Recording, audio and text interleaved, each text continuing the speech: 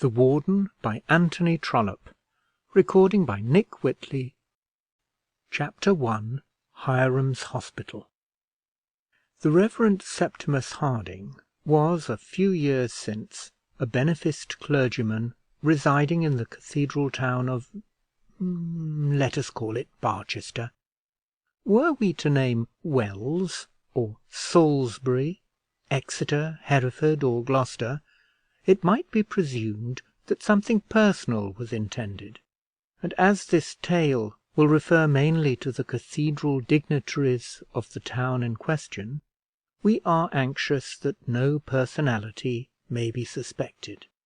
Let us presume that Barchester is a quiet town in the west of England, more remarkable for the beauty of its cathedral and the antiquity of its monuments than for any commercial prosperity; that the west end of Barchester is the cathedral close, and that the aristocracy of Barchester are the bishop, dean, and canons, with their respective wives and daughters. Early in life, Mr Harding found himself located at Barchester. A fine voice and a taste for sacred music had decided the position in which he was to exercise his calling, and for many years he performed the easy but not highly paid duties of a minor canon. At the age of 40, a small living in the close vicinity of the town increased both his work and his income, and at the age of 50 he became precentor of the cathedral. Mr Harding had married early in life, and was the father of 2 daughters. The eldest, Susan, was born soon after his marriage; the other, Eleanor, not till 10 years later. At the time at which we introduce him to our readers, he was living as precentor at Barchester with his youngest daughter, then 24 years of age, having been many years a widower, and having married his eldest daughter to a son of the bishop a very short time before his installation to the office of precentor. Scandal at Barchester affirmed that had it not been for the beauty of his daughter, Mr Harding would have remained a minor canon; but here probably Scandal lied, as she so often does, for even as a minor canon no one had been more popular among his reverend brethren in the close than Mr Harding; and Scandal, before she had reprobated Mr Harding for being made precentor by his friend the bishop, had loudly blamed the bishop for having so long omitted to do something for his friend Mr Harding. Be this as it may, Susan Harding, some 12 years since, had married the Reverend Dr Theophilus Grantly, son of the bishop, Archdeacon of Barchester, and rector of Plumstead Episcopi, and her father became a few months later precentor of Barchester Cathedral, that office being, as is not unusual, in the bishop's gift. Now there are peculiar circumstances connected with the precentorship which must be explained. In the year 1434 there died at Barchester one John Hiram, who had made money in the town as a wool stapler, and in his will he left the house in which he died, and certain meadows and closes near the town, still called Hiram's Butts and Hiram's Patch, for the support of 12 superannuated wool carders, all of whom should have been born and bred and spent their days in Barchester. He also appointed that an almshouse should be built for their abode, with a fitting residence for a warden, which warden was also to receive a certain sum annually out of the rents of the said Butts and Patches. He moreover willed, having had a soul alive to harmony, that the precentor of the cathedral should have the option of being also warden of the almshouses, if the bishop in each case approved. From that day to this the charity had gone on and prospered; at least the charity had gone on, and the estates had prospered. Wool carding in Barchester there was no longer any, so the bishop, dean, and warden, who took it in turn to put in the old men, generally appointed some hangers-on of their own, worn-out gardeners, decrepit grave diggers, or octogenarian sextons, who thankfully received a comfortable lodging and 1 and 4d a day, such being the stipend to which, under the will of John Hiram, they were declared to be entitled.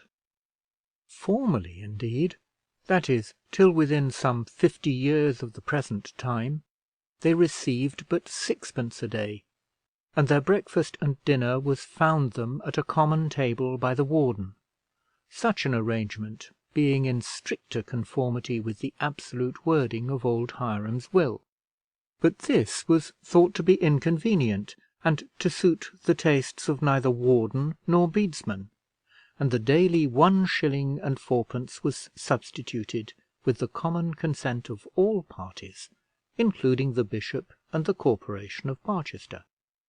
Such was the condition of Hiram's 12 old men when Mr Harding was appointed warden. But if they may be considered as well to do in the world according to their condition, the happy warden was much more so. The patches and butts, which in John Hiram's time produced hay or fed cows, were now covered with rows of houses. The value of the property had gradually increased from year to year and century to century, and was now presumed, by those who knew anything about it, to bring in a very nice income, and by some who knew nothing about it, to have increased to an almost fabulous extent. The property was farmed by a gentleman in Barchester, who also acted as the bishop's steward, a man whose father and grandfather had been stewards to the bishops of Barchester and farmers of John Hiram's estate. The Chadwicks had earned a good name in Barchester. They had lived respected by bishops, deans, canons, and precentors. They had been buried in the precincts of the cathedral. They had never been known as griping, hard men, but had always lived comfortably, maintained a good house, and held a high position in Barchester society. The present Mr Chadwick was a worthy scion of a worthy stock, and the tenants living on the butts and patches, as well as those on the wide episcopal domains of the see, were well pleased to have to do with so worthy and liberal a steward. For many, many years, records hardly tell how many, probably from the time when Hiram's wishes had been first fully carried out, the proceeds of the estate had been paid by the steward or farmer to the warden, and by him divided among the bedesmen, after which division he paid himself such sums as became his due. Times had been when the poor warden got nothing but his bare house, for the patches had been subject to floods, and the land of Barchester butts was said to be unproductive, and in these hard times the warden was hardly able to make out the daily dole for his 12 dependents. But by degrees things mended. The patches were drained, and cottages began to rise upon the butts, and the wardens, with fairness enough, repaid themselves for the evil days gone by.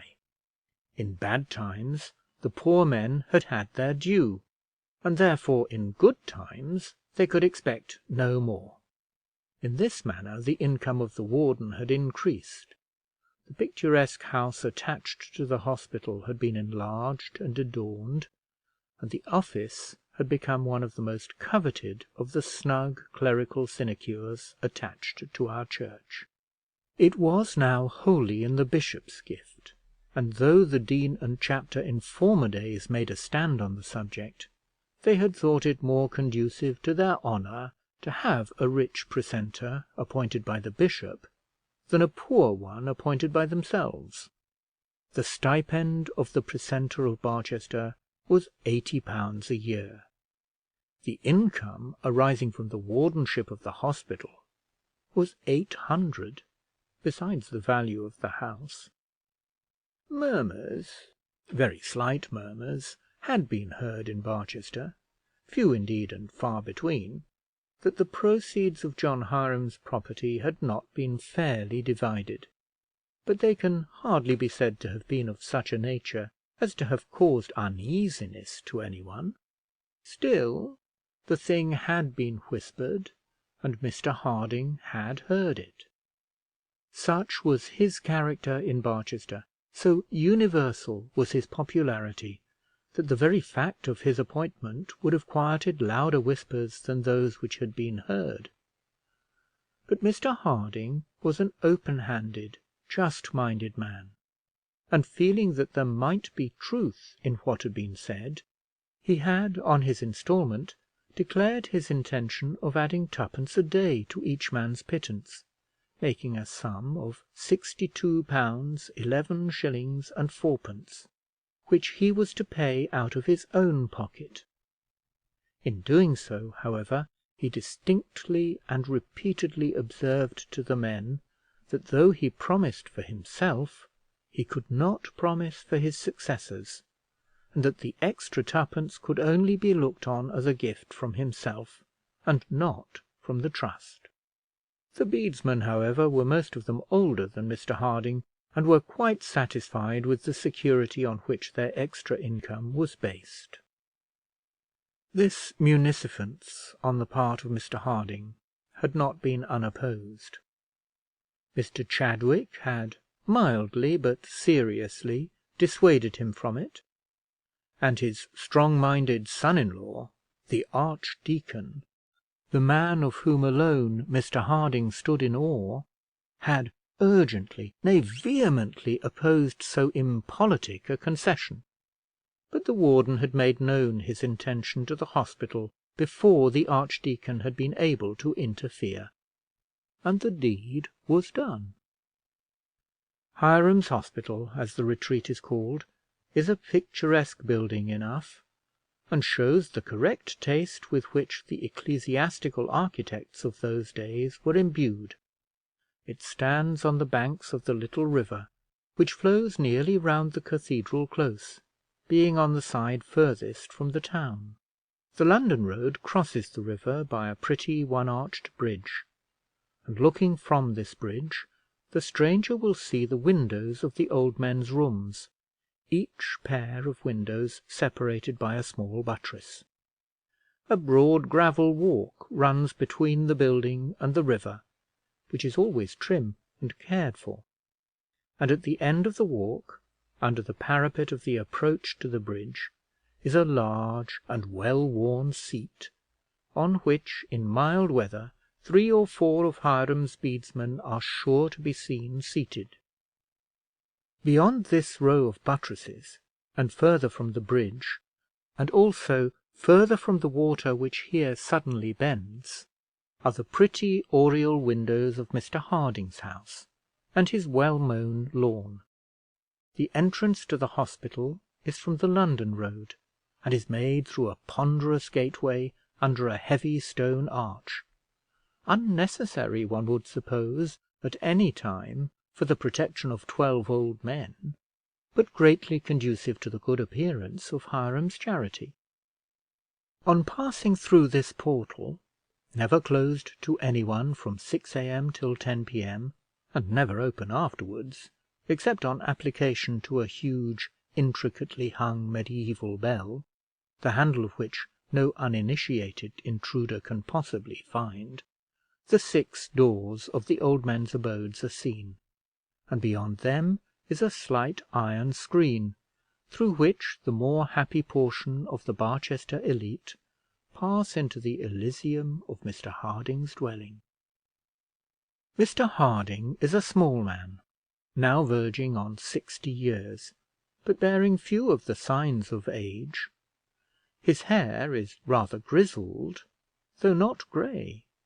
His eye is very mild, but clear and bright, though the double glasses which are held swinging from his hand, unless when fixed upon his nose, show that time has told upon his sight. His hands are delicately white, Both hands and feet are small. He always wears a black frock coat, black knee breeches, and black gaiters, and somewhat scandalizes some of his more hyperclerical brethren by a black neck handkerchief. Mr Harding's warmest admirers cannot say that he was ever an industrious man. The circumstances of his life have not called on him to be so, and yet he can hardly be called an idler. Since his appointment to his precentorship, he has published, with all possible additions of vellum, typography, and gilding, a collection of our ancient church music, with some correct dissertations on Purcell, Crotch, and Nares. He has greatly improved the choir of Barchester, which under his dominion now rivals that of any cathedral in England. He has taken something more than his fair share in the cathedral services, and has played the violoncello daily to such audiences as he could collect, or, faute de mieux, to no audience at all. We must mention one other peculiarity of Mr Harding. As we have before stated, he has an income of £800 a year, and has no family but his one daughter. And yet he is never quite at ease in money matters. The vellum and gilding of Harding's church music cost more than any one knows except the author, the publisher, and the Reverend Theophilus Grantly, who allows none of his father-in-law's extravagancies to escape him. Then he is generous to his daughter, for whose service he keeps a small carriage and pair of ponies. He is indeed generous to all, but especially to the 12 old men who are in a peculiar manner under his care. No doubt with such an income Mr Harding should be above the world, as the saying is, but at any rate he is not above Archdeacon Theophilus Grantly, for he is always more or less in debt to his son-in-law, who has, to a certain extent, assumed the arrangement of the precentor's pecuniary affairs. End of chapter 1. Chapter 2. The Barchester Reformer. Mr Harding has been now precentor of Barchester for 10 years, and alas, the murmurs respecting the proceeds of Hiram's estate are again becoming audible. It is not that anyone begrudges to Mr Harding the income which he enjoys, and the comfortable place which so well becomes him, but such matters have begun to be talked of in various parts of England. Eager, pushing politicians have asserted in the House of Commons, with very telling indignation, that the grasping priests of the Church of England are gorged with the wealth which the charity of former times has left for the solace of the aged, or the education of the young. The well-known case of the Hospital of St Cross has even come before the law courts of the country, and the struggles of Mr Whiston at Rochester have met with sympathy and support. Men are beginning to say that these things must be looked into. Mr Harding, whose conscience in the matter is clear, and who has never felt that he had received £1 from Hiram's will to which he was not entitled, has naturally taken the part of the church in talking over these matters with his friend the bishop, and his son-in-law the archdeacon. The archdeacon, indeed, Dr Grantly, has been somewhat loud in the matter. He is a personal friend of the dignitaries of the Rochester chapter, and has written letters in the public press on the subject of that turbulent Dr Whiston, which his admirers think must well nigh set the question at rest. It is also known at Oxford that he is the author of the pamphlet signed Sacerdos, on the subject of the Earl of Guildford and St Cross, in which it is so clearly argued that the manners of the present times do not admit of a literal adhesion to the very words of the founder's will, but that the interests of the church, for which the founder was so deeply concerned, are best consulted in enabling the bishops to reward those shining lights whose services have been most signally serviceable to Christianity. In answer to this, it is asserted that Henry de Blois, founder of St Cross, was not greatly interested in the welfare of the Reformed Church, and that the masters of St Cross for many years past cannot be called shining lights in the service of Christianity. It is, however, stoutly maintained, and no doubt felt by all the archdeacon's friends, that his logic is conclusive, and has not, in fact, been answered. With such a tower of strength to back both his arguments and his conscience, it may be imagined that Mr Harding has never felt any compunction as to receiving his quarterly sum of £200. Indeed, the subject has never presented itself to his mind in that shape. He has talked not unfrequently, and heard very much about the wills of old founders and the incomes arising from their estates during the last year or two. He did even at one moment feel a doubt, since expelled by his son-in-law's logic, as to whether Lord Guildford was clearly entitled to receive so enormous an income as he does from the revenues of St Cross, but that he himself was overpaid with his modest £800, he who out of that voluntarily gave up £62 11s. and 4d. a year to his 12 old neighbours, he who for the money does his precentor's work as no precentor has done it before since Barchester Cathedral was built. Such an idea has never sullied his quiet or disturbed his conscience. Nevertheless, Mr Harding is becoming uneasy at the rumour which he knows to prevail in Barchester on the subject. He is aware that at any rate 2 of his old men have been heard to say that if every one had his own, they might each have their £100 a year, and live like gentlemen, instead of a beggarly 1s. and 6d. a day, and that they had slender cause to be thankful for a miserable dole of 2d, when Mr Harding and Mr Chadwick between them ran away with thousands of pounds, which good old John Hiram never intended for the like of them. It is the ingratitude of this which stings Mr Harding. One of this discontented pair, Abel Handy, was put into the hospital by himself. He had been a stonemason in Barchester, and had broken his thigh by a fall from a scaffolding while employed about the cathedral, and Mr Harding had given him the first vacancy in the hospital after the occurrence, although Dr Grantly had been very anxious to put into it an insufferable clerk of his at Plumstead Episcopi, who had lost all his teeth, and whom the archdeacon hardly knew how to get rid of by other means. Dr Grantly has not forgotten to remind Mr Harding how well satisfied with his 1 6d. a day old Joe Mutters would have been, and how injudicious it was on the part of Mr Harding to allow a radical from the town to get into the concern. Probably Dr Grantly forgot at the moment that the charity was intended for broken down journeymen of Barchester. There is living at Barchester a young man, a surgeon, named John Bold, and both Mr Harding and Dr Grantly are well aware that to him is owing the pestilent rebellious feeling which has shown itself in the hospital. Yes, and the renewal too of that disagreeable talk about Hiram's estates, which is now again prevalent in Barchester.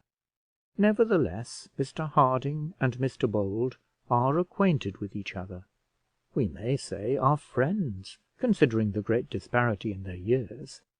Dr Grantly, however, has a holy horror of the impious demagogue, as on one occasion he called Bold when speaking of him to the precentor, and being a more prudent, far-seeing man than Mr Harding, and possessed of a stronger head, he already perceives that this John Bold will work great trouble in Barchester. He considers that he is to be regarded as an enemy, and thinks that he should not be admitted into the camp on anything like friendly terms. As John Bold will occupy much of our attention, we must endeavour to explain who he is, and why he takes the part of John Hiram's bedesman. John Bold is a young surgeon who passed many of his boyish years at Barchester. His father was a physician in the city of London, where he made a moderate fortune, which he invested in houses in that city. The Dragon of Wantley Inn and Posting House belonged to him, also 4 shops in the High Street, and a moiety of the new row of genteel villas, so called in the advertisements, built outside the town just beyond Hiram's Hospital. To one of these Dr. Bold retired to spend the evening of his life and to die, and here his son John spent his holidays, and afterwards his Christmas vacation, when he went from school to study surgery in the London hospitals. Just as John Bold was entitled to write himself surgeon and apothecary, old Dr. Bold died, leaving his Barchester property to his son, and a certain sum in the 3 per cents to his daughter Mary, who is some 4 or 5 years older than her brother. John Bold determined to settle himself at Barchester, and look after his own property, as well as the bones and bodies of such of his neighbours as would call upon him for assistance in their troubles. He therefore put up a large brass plate with "John Bold, Surgeon" on it, to the great disgust of the 9 practitioners who were already trying to get a living out of the bishop, dean, and canons, and began housekeeping with the aid of his sister. At this time he was not more than 24 years old, and though he has now been 3 years in Barchester, we have not heard that he has done much harm to the 9 worthy practitioners. Indeed, their dread of him has died away, for in 3 years he has not taken 3 fees. Nevertheless, John Bold is a clever man, and would with practice be a clever surgeon, but he has got quite into another line of life. Having enough to live on, he has not been forced to work for bread.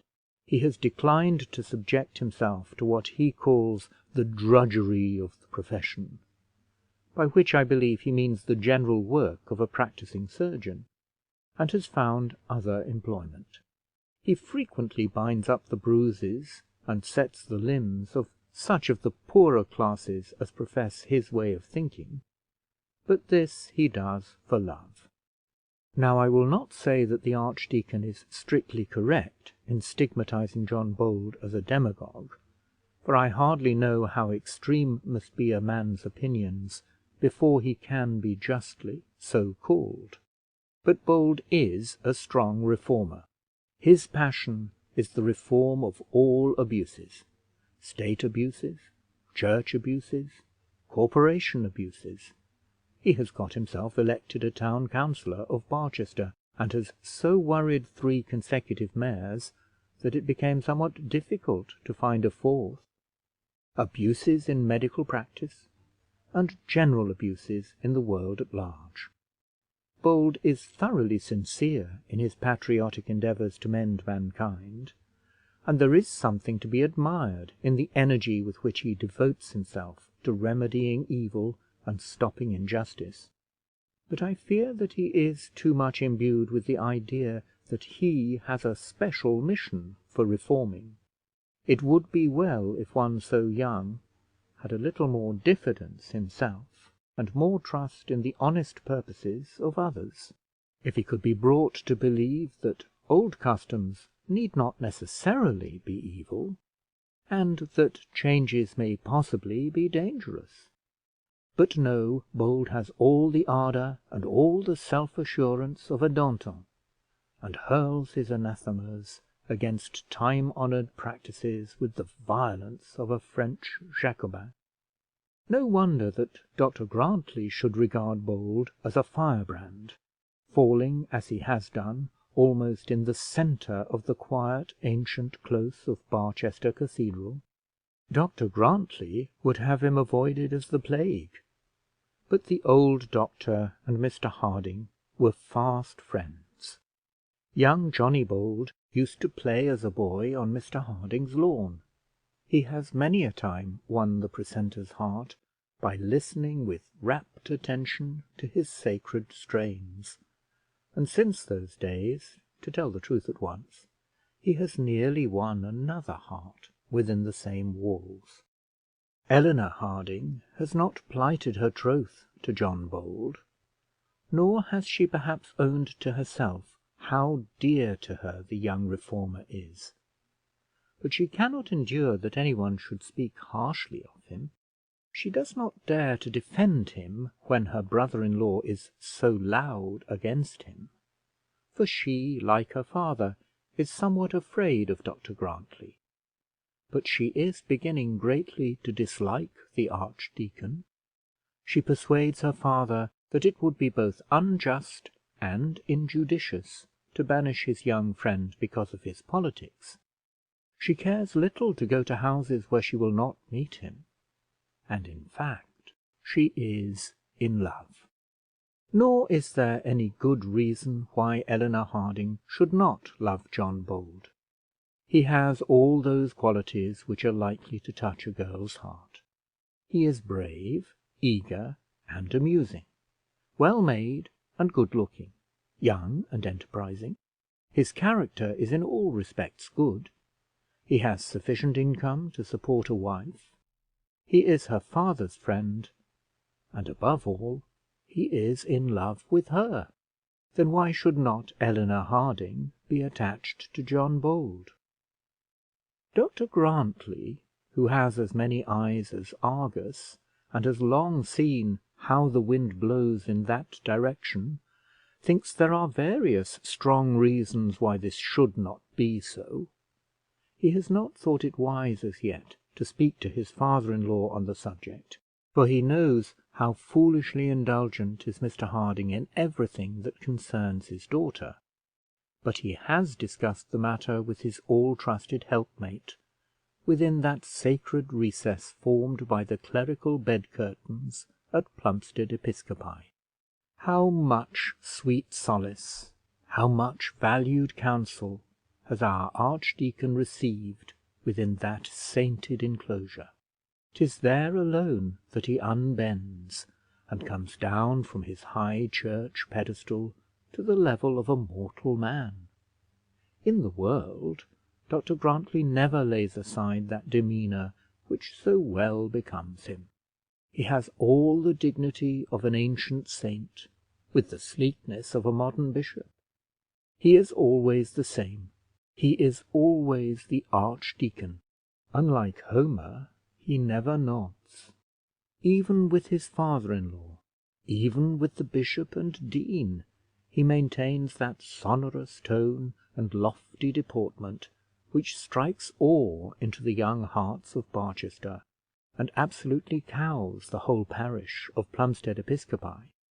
'Tis only when he has exchanged that ever-new shovel hat for a tasselled nightcap, and those shining black habiliments for his accustomed robe de nuit, that Dr Grantly talks and looks and thinks like an ordinary man. Many of us have often thought how severe a trial of faith must this be to the wives of our great church dignitaries. To us these men are personifications of St Paul. Their very gait is a speaking sermon. Their clean and sombre apparel exacts from us faith and submission, and the cardinal virtues seem to hover round their sacred hats. A dean or archbishop, in the garb of his order, is sure of our reverence, and a well-got-up bishop fills our very souls with awe. But how can this feeling be perpetuated in the bosoms of those who see the bishops without their aprons, and the archdeacons even in a lower state of dishabille? Do we not all know some reverend, all but sacred personage, before whom our tongue ceases to be loud and our step to be elastic? But were we once to see him stretch himself beneath the bedclothes, yawn widely, and bury his face upon his pillow, we could chatter before him as glibly as before a doctor or a lawyer. From some such cause, doubtless, it arose that our archdeacon listened to the counsels of his wife, though he considered himself entitled to give counsel to every other being whom he met. "My dear," he said, as he adjusted the copious folds of his nightcap, "there was that John Bold at your father's again to day. I must say your father is very imprudent." "He is imprudent; he always was," replied Mrs Grantly, speaking from under the comfortable bedclothes. "There's nothing new in that." "No, my dear, there's nothing new. I know that. But at the present juncture of affairs, such imprudence is. Now I'll tell you what, my dear, if he does not take care what he's about, John Bold will be off with Eleanor." "I think he will, whether papa takes care or no. And why not?" "Why not?" almost screamed the archdeacon, giving so rough a pull at his nightcap as almost to bring it over his nose. "Why not? That pestilent, interfering upstart, John Bold, the most vulgar young person I ever met. Do you know that he is meddling with your father's affairs in a most uncalled for, most—" And being at a loss for an epithet sufficiently injurious, he finished his expressions of horror by muttering "Good heavens!" in a manner that had been found very efficacious in clerical meetings of the diocese. He must for the moment have forgotten where he was. "As to his vulgarity, archdeacon," Mrs Grantly had never assumed a more familiar term than this in addressing her husband, "I don't agree with you. Not that I like Mr Bold; he is a great deal too conceited for me; but then Eleanor does, and it would be the best thing in the world for papa if they were to marry. Bold would never trouble himself about Hiram's Hospital if he were papa's son-in-law." And the lady turned herself round under the bedclothes in a manner to which the doctor was well accustomed, and which told him as plainly as words that, as far as she was concerned, the subject was over for that night. "Good heavens!" murmured the doctor again. He was evidently much put beside himself. Dr Grantly is by no means a bad man. He is exactly the man which such an education as his was most likely to form, his intellect being sufficient for such a place in the world, but not sufficient to put him in advance of it.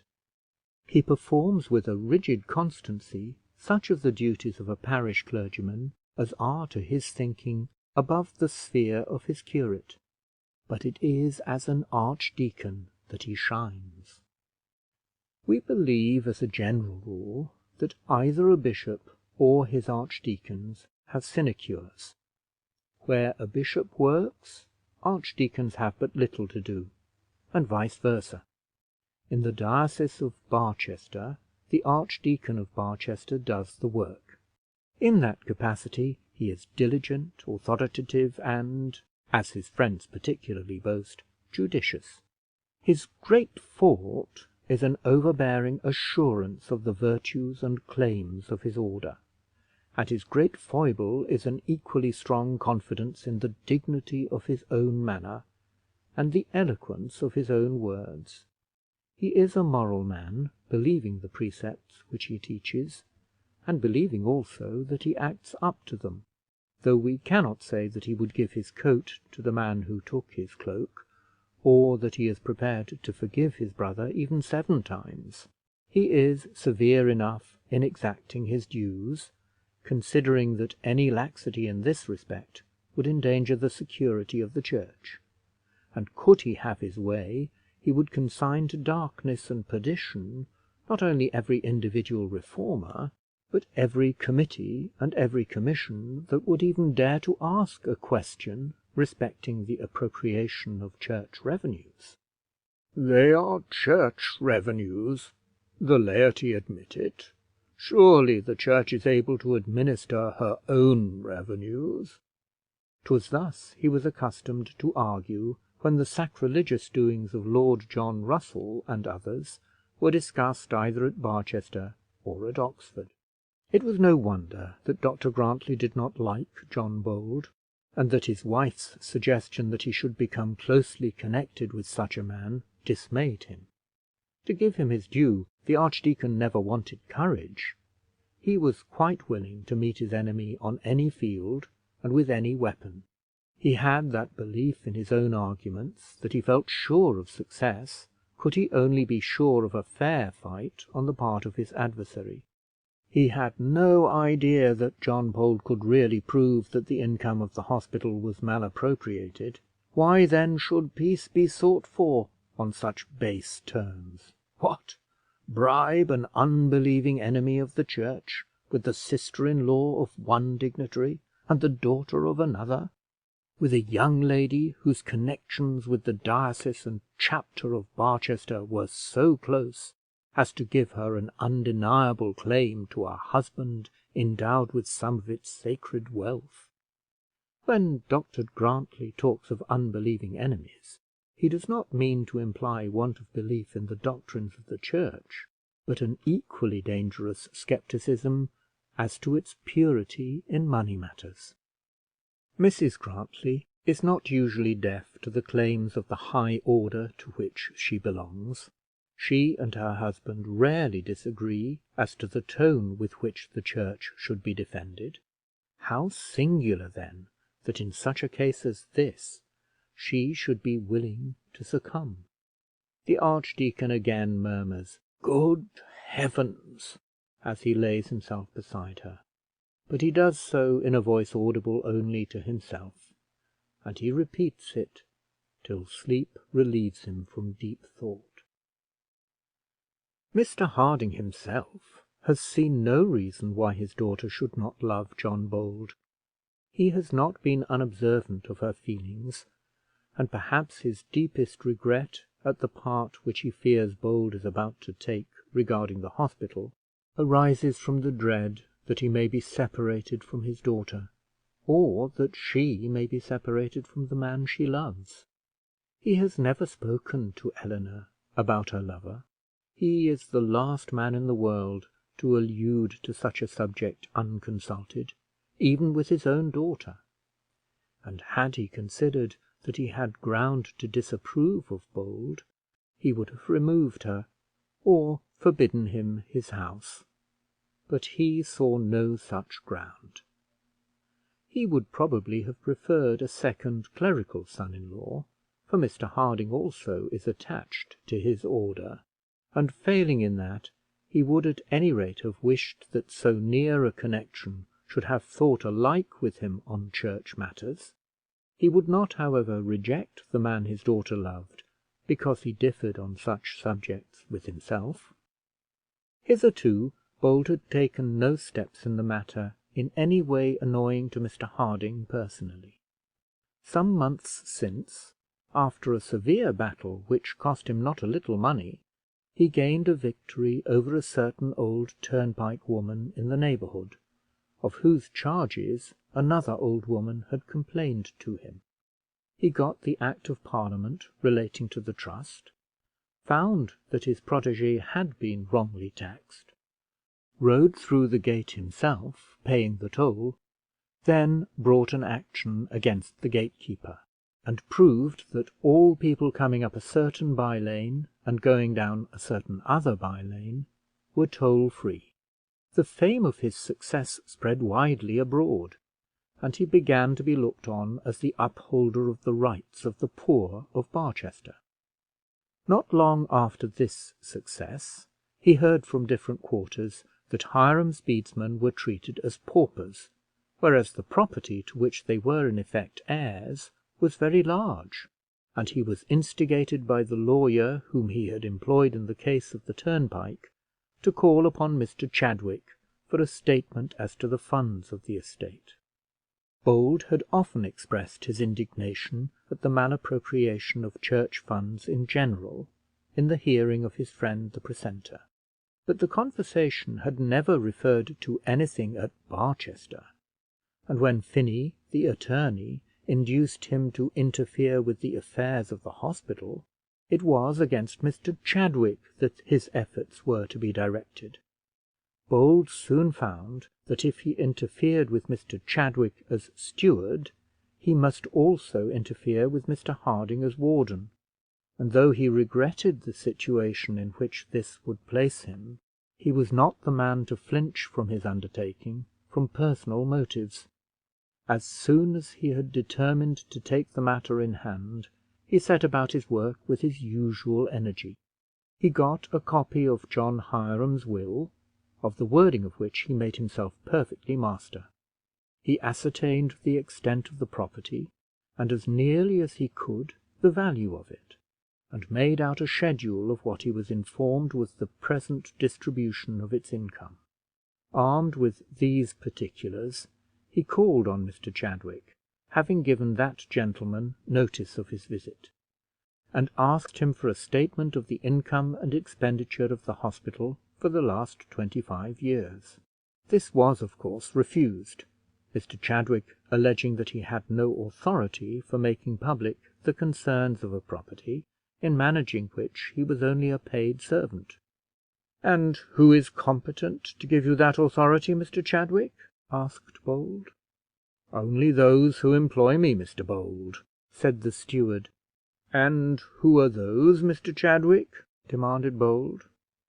Mr. Chadwick begged to say that if these inquiries were made merely out of curiosity, he must decline answering them. If Mr. Bold had any ulterior proceeding in view, perhaps it would be desirable that any necessary information should be sought for in a professional way by a professional man. Mr. Chadwick's attorneys were Messrs. Cox and Cummins of Lincoln's Inn. Mr. Bold took down the address of Cox and Cummins, remarked that the weather was cold for the time of the year, and wished Mr. Chadwick good morning. Mr. Chadwick said it was cold for June, and bowed him out. He at once went to his lawyer, Finney. Now Bold was not very fond of his attorney, but, as he said, he merely wanted a man who knew the forms of law, and who would do what he was told for his money. He had no idea of putting himself in the hands of a lawyer. He wanted law from a lawyer as he did a coat from a tailor, because he could not make it so well himself, and he thought Finney the fittest man in Barchester for his purpose. In one respect, at any rate, he was right. Finney was humility itself. Finney advised an instant letter to Cox and Cummins, mindful of his 6 and 8d. "Slap at them at once, Mr. Bold. Demand categorically and explicitly a full statement of the affairs of the hospital." "Suppose I were to see Mr. Harding first?" suggested Bold. Yes, by all means," said the acquiescing Finney, "though perhaps, as Mr. Harding is no man of business, it may lead to some little difficulties. But perhaps you're right, Mr. Bold. I don't think seeing Mr. Harding can do any harm." Finney saw from the expression of his client's face that he intended to have his own way. Chapter 3. The Bishop of Barchester. Bold at once repaired to the hospital. The day was now far advanced, but he knew that Mr. Harding dined in the summer at 4, that Eleanor was accustomed to drive in the evening, and that he might therefore probably find Mr. Harding alone. It was between 7 and 8 when he reached the slight iron gate leading into the precentor's garden, and though, as Mr. Chadwick observed, the day had been cold for June, the evening was mild and soft and sweet. The little gate was open. As he raised the latch, he heard the notes of Mr Harding's violoncello from the far end of the garden, and advancing before the house and across the lawn, he found him playing, and not without an audience. The musician was seated in a garden chair just within the summer house, so as to allow the violoncello, which he held between his knees, to rest upon the dry stone flooring. Before him stood a rough music desk, on which was open a page of that dear sacred book, that much laboured and much loved volume of church music, which had cost so many guineas; and around sat and lay and stood and leant 10 of the 12 old men who dwelt with him beneath old John Hiram's roof. The 2 reformers were not there. I will not say that in their hearts they were conscious of any wrong done or to be done to their mild warden, but latterly they had kept aloof from him, and his music was no longer to their taste. It was amusing to see the positions and eager listening faces of these well-to-do old men. I will not say that they all appreciated the music which they heard, but they were intent on appearing to do so. Pleased at being where they were, they were determined, as far as in them lay, to give pleasure in return, and they were not unsuccessful. It gladdened the precentor's heart to think that the old bedesman, whom he loved so well, admired the strains which were to him so full of almost ecstatic joy; and he used to boast that such was the air of the hospital as to make it a precinct specially fit for the worship of St Cecilia. Immediately before him, on the extreme corner of the bench which ran round the summer house, sat one old man, with his handkerchief smoothly lain upon his knees, who did enjoy the moment, or acted enjoyment well. He was one on whose large frame many years, for he was over 80, had made small havoc. He was still an upright, burly, handsome figure, with an open, ponderous brow, round which clung a few, though very few, thin grey locks. The coarse black gown of the hospital, the breeches and buckled shoes, became him well, and as he sat with his hands folded on his staff, and his chin resting on his hands, he was such a listener as most musicians would be glad to welcome. This man was certainly the pride of the hospital.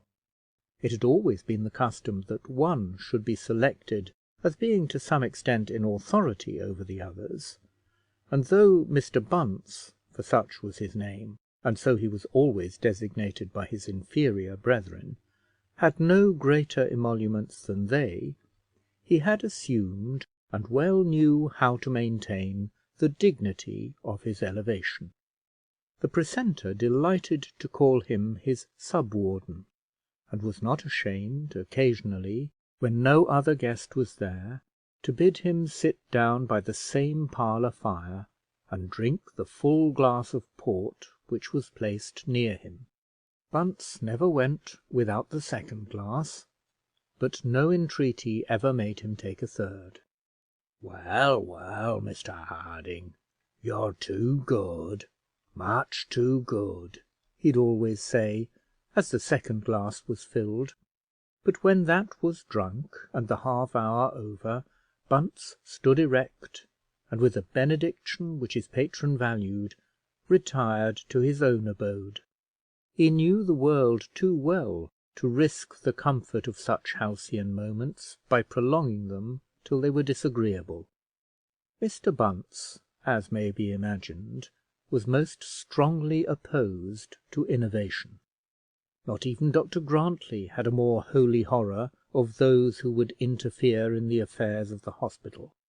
He was every inch a churchman, and though he was not very fond of Dr Grantly personally, that arose from there not being room in the hospital for 2 people so much alike as the doctor and himself, rather than from any dissimilarity in feeling.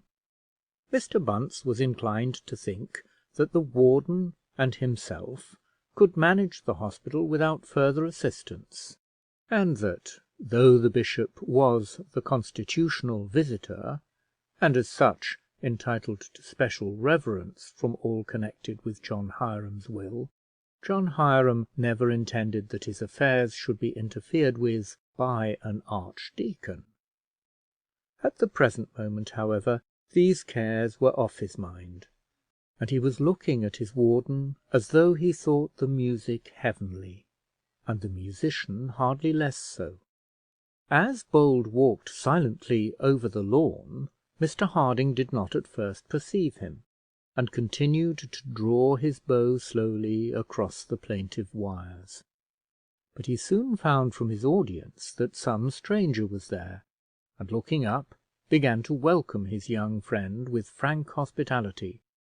"Pray, Mr. Harding, pray don't let me disturb you," said Bold. "You know how fond I am of sacred music." "Oh, it's nothing," said the precentor, shutting up the book, and then opening it again as he saw the delightfully imploring look of his old friend Bunce. "Oh, Bunce, Bunce, Bunce, I fear that after all thou art but a flatterer." "Well, I'll just finish it then. It's a favourite little bit of Bishop's. And then, Mr. Bold, we'll have a stroll and a chat till Eleanor comes in and gives us tea." And so Bold sat down on the soft turf to listen, or rather to think how, after such sweet harmony, he might best introduce a theme of so much discord to disturb the peace of him who was so ready to welcome him kindly. Bold thought that the performance was soon over, for he felt that he had a somewhat difficult task, and he almost regretted the final leave taking of the last of the old men, slow as they were in going through their adieus. Bold's heart was in his mouth as the precentor made some ordinary but kind remark as to the friendliness of the visit.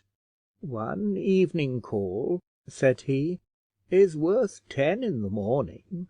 It's all formality in the morning. Real social talk never begins till after dinner. That's why I dine early, so as to get as much as I can of it." "Quite true, Mr. Harding," said the other; "but I fear I've reversed the order of things, and I owe you much apology for troubling you on business at such an hour. But it is on business that I have called just now." Mr. Harding looked blank and annoyed. There was something in the tone of the young man's voice which told him that the interview was intended to be disagreeable, and he shrank back at finding his kindly greeting so repulsed. "I wish to speak to you about the hospital," continued Bold. "Well, well, anything I can tell you I shall be most happy." "It's about the accounts." "Then, my dear fellow, I can tell you nothing, for I'm as ignorant as a child. All I know is that they pay me £800 a year. Go to Chadwick, he knows all about the accounts. And now tell me, will poor Mary Jones ever get the use of her limb again?" "Well, I think she will, if she's careful. But, Mr. Harding, I hope you won't object to discuss with me what I have to say about the hospital." Mr. Harding gave a deep, long drawn sigh. He did object, very strongly object, to discuss any such subject with John Bold, but he had not the business tact of Mr. Chadwick, and did not know how to relieve himself from the coming evil. He sighed sadly, but made no answer. "I have the greatest regard for you, Mr. Harding," continued Bold, "the truest respect, the most sincere—" Thank ye, Mr. Bold," interjaculated the precentor, somewhat impatiently. "I'm much obliged, but never mind that. I'm as likely to be in the wrong as another man, quite as likely." But, Mr Harding, I must express what I feel, lest you should think there is personal enmity in what I'm going to do." "Personal enmity? Going to do? Why, you're not going to cut my throat, nor put me into the ecclesiastical court?" Bold tried to laugh, but he couldn't. He was quite in earnest and determined in his course, and couldn't make a joke of it. He walked on a while in silence before he recommenced his attack, during which Mr Harding, who had still the bow in his hand, played rapidly on an imaginary violoncello. "I fear there is reason to think that John Hiram's will is not carried out to the letter, Mr Harding," said the young man at last, "and I have been asked to see into it." "Very well, I've no objection on earth, and now we need not say another word about it. Only one word more, Mr Harding. Chadwick has referred me to Cox and Cummins, and I think it my duty to apply to them for some statement about the hospital. In what I do, I may appear to be interfering with you, and I hope you will forgive me for doing so." "Mr Bold," said the other, stopping and speaking with some solemnity, "if you act justly, say nothing in this matter but the truth, and use no unfair weapons in carrying out your purposes, I shall have nothing to forgive. I presume you think I am not entitled to the income I receive from the hospital, and that others are entitled to it. Whatever some may do, I shall never attribute to you base motives because you hold an opinion opposed to my own and adverse to my interests. Pray do what you consider to be your duty. I can give you no assistance, neither will I offer you any obstacle. Let me, however, suggest to you that you can in no wise forward your views, nor I mine, by any discussion between us. Here comes Eleanor and the ponies, and we'll go in to tea." Bold, however, felt that he could not sit down at ease with Mr Harding and his daughter after what had passed, and therefore excused himself with much awkward apology, and merely raising his hat and bowing as he passed Eleanor and the pony chair, left her in disappointed amazement at his departure. Mr Harding's demeanour certainly impressed Bold with a full conviction that the warden felt that he stood on strong grounds, and almost made him think that he was about to interfere without due warrant in the private affairs of a just and honourable man. But Mr Harding himself was anything but satisfied with his own view of the case. In the first place, he wished, for Eleanor's sake, to think well of Bold and to like him, and yet he could not but feel disgusted at the arrogance of his conduct. What right had he to say that John Hiram's will was not fairly carried out? But then the question would arise within his heart, was that will fairly acted on? Did John Hiram mean that the warden of his hospital should receive considerably more out of the legacy than all the 12 old men together, for whose behoof the hospital was built? Could it be possible that John Bold was right, and that the reverend warden of the hospital had been for the last 10 years and more the unjust recipient of an income legally and equitably belonging to others? What if it should be proved before the light of day that he, whose life had been so happy, so quiet, so respected, had absorbed £8,000 to which he had no title, and which he could never repay? I do not say that he feared that such was really the case, but the first shade of doubt now fell across his mind, and from this evening, for many a long, long day, our good, kind, loving warden was neither happy nor at ease. Thoughts of this kind, these first moments of much misery, oppressed Mr Harding as he sat sipping his tea, absent and ill at ease.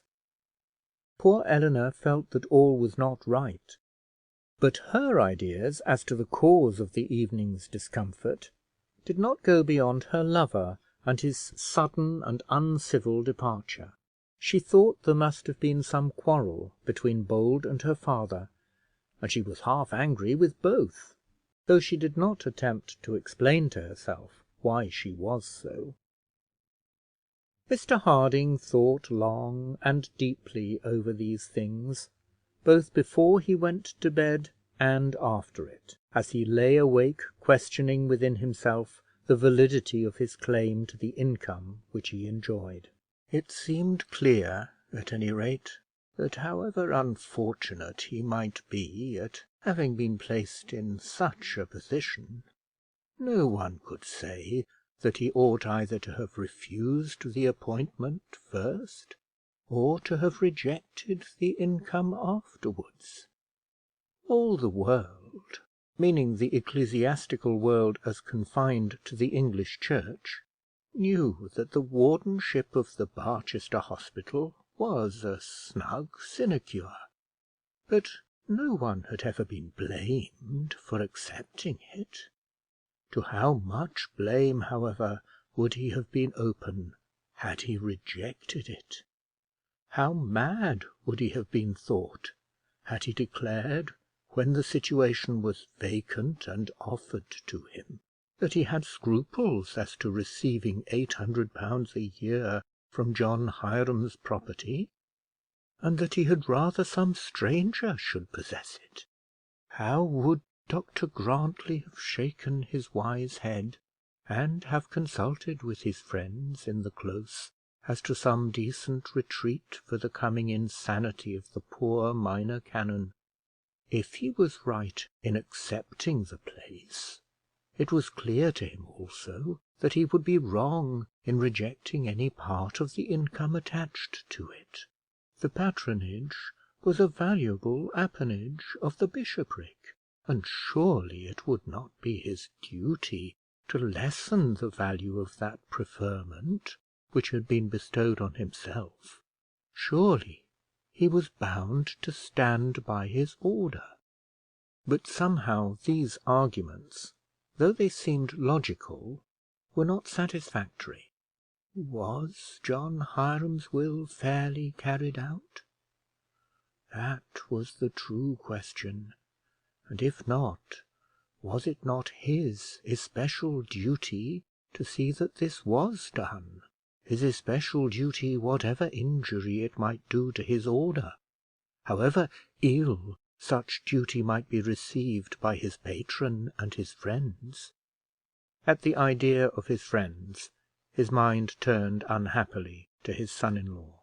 He knew well how strongly he would be supported by Dr Grantly, if he could bring himself to put his case into the archdeacon's hands, and to allow him to fight the battle. But he knew also that he would find no sympathy there for his doubts, no friendly feeling, no inward comfort. Dr Grantly would be ready enough to take up his cudgel against all comers on behalf of the church militant, but he would do so on the distasteful ground of the church's infallibility. Such a contest would give no comfort to Mr Harding's doubts. He was not so anxious to prove himself right as to be so. I have said before that Dr Grantly was the working man of the diocese, and that his father, the bishop, was somewhat inclined to an idle life.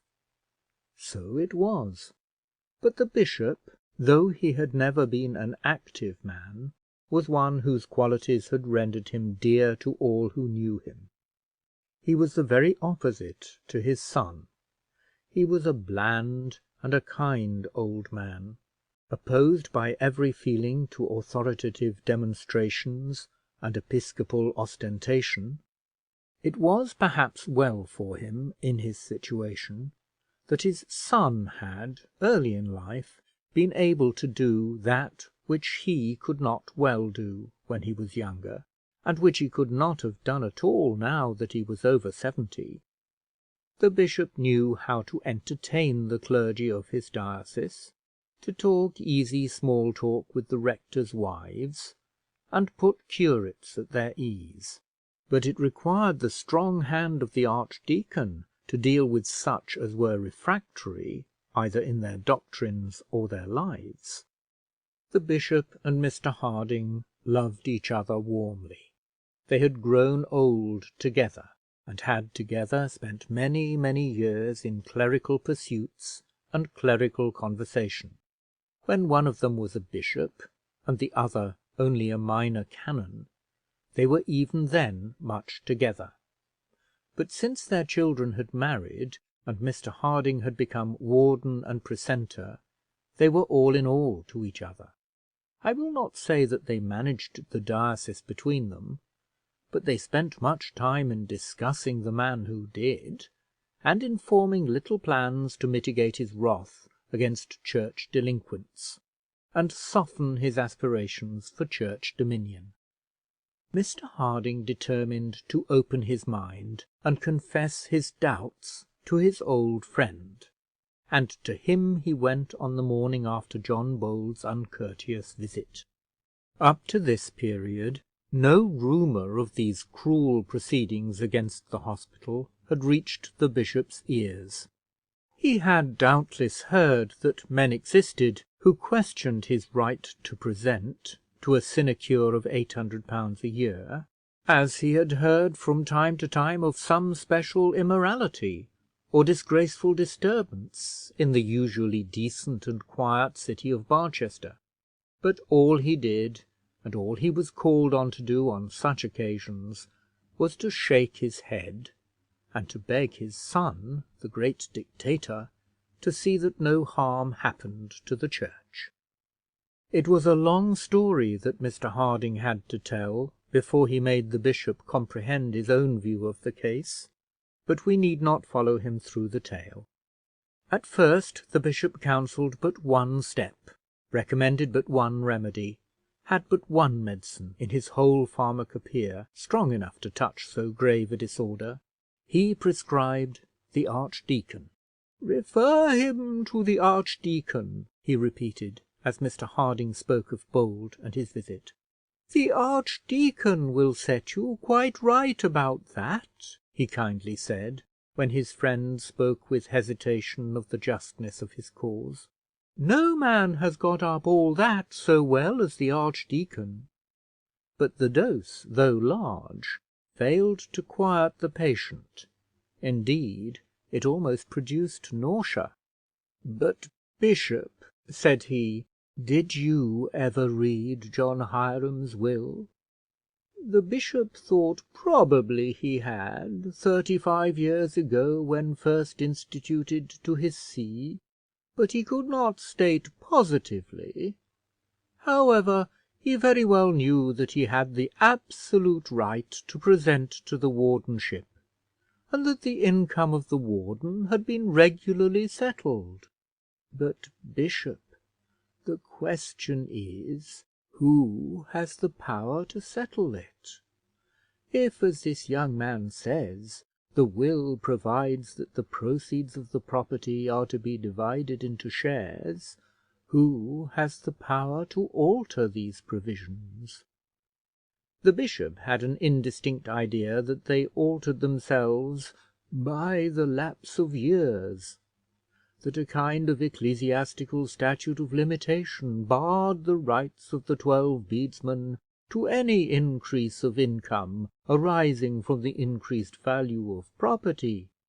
He said something about tradition, more of the many learned men who by their practice had confirmed the present arrangement, then went at some length into the propriety of maintaining the due difference in rank and income between a beneficed clergyman and certain poor old men who were dependent on charity, and concluded his argument by another reference to the archdeacon. The precentor sat thoughtfully gazing at the fire, and listening to the good-natured reasoning of his friend. What the bishop said had a sort of comfort in it, but it was not a sustaining comfort. It made Mr Harding feel that many others, indeed all others of his own order, would think him right, but it failed to prove to him that he truly was so. "Bishop," said he at last, after both had sat silent for a while, "I should deceive you, and myself too, if I did not tell you that I am very unhappy about this. Suppose that I cannot bring myself to agree with Dr Grantly; that I find, after inquiry, that the young man is right, and that I am wrong. What then?" The two old men were sitting near each other, so near that the bishop was able to lay his hand upon the other's knee, and he did so with a gentle pressure. Mr Harding well knew what that pressure meant. The bishop had no further argument to adduce. He could not fight for the cause as his son would do. He could not prove all the precentor's doubts to be groundless, but he could sympathize with his friend, and he did so, and Mr Harding felt that he had received that for which he came. There was another period of silence, after which the bishop asked, with a degree of irritable energy very unusual with him, whether this pestilent intruder, meaning John Bold, had any friends in Barchester. Mr Harding had fully made up his mind to tell the bishop everything, to speak of his daughter's love as well as his own troubles, to talk of John Bold in his double capacity of future son-in-law and present enemy, and though he felt it to be sufficiently disagreeable, now was his time to do it. "He is very intimate at my own house, bishop." The bishop stared. He was not so far gone in orthodoxy and church militancy as his son, but still he could not bring himself to understand how so declared an enemy of the establishment could be admitted on terms of intimacy into the house, not only of so firm a pillar as Mr Harding, but one so much injured as the warden of the hospital.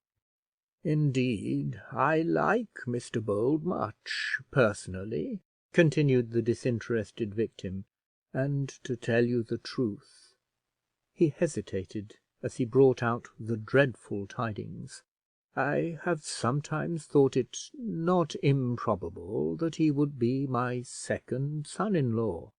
The bishop did not whistle.